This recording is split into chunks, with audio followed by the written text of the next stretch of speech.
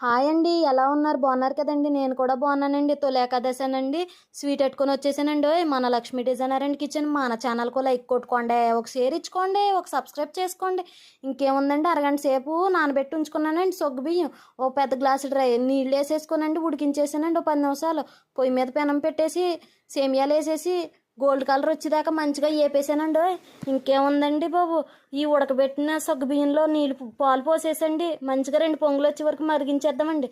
ఇంకేముందండి, dry fruits కచ్చపచ్చగా కొట్టేసామండి. ఇలాచి పంచదారనండి పొడి చేసేసానండి. ఇగోండి చూసారా, 2 పొంగులు వచ్చేసినాయి కదా. ఇప్పుడు ఇలాచి పౌడర్ పంచదార వేసేసానండి. వేసేసి ఇంకేముందండి బాబు, డ్రై ఫ్రూట్స్ నేతిలో వేపేసుకున్నామంటే అయిపోయిందండి. ఈ స్వీట్ తింటా ఉన్న ఫీలింగ్ ఎలా ఉంటుందంటే అండి, తొలి ఏకాదశి పండుగ అంతా మన దగ్గరే ఉండండి. ఈ స్వీట్ తింటా ఉంటే చాలు ఈ రోజుకి అన్నంత ఫీలింగ్ వచ్చేద్దండి. ఇంక మనకి ఎటువంటి ఫుడ్ అవసరం లేదు అని అనుకుంటామండి. నేను కూడా దేవుడి దగ్గర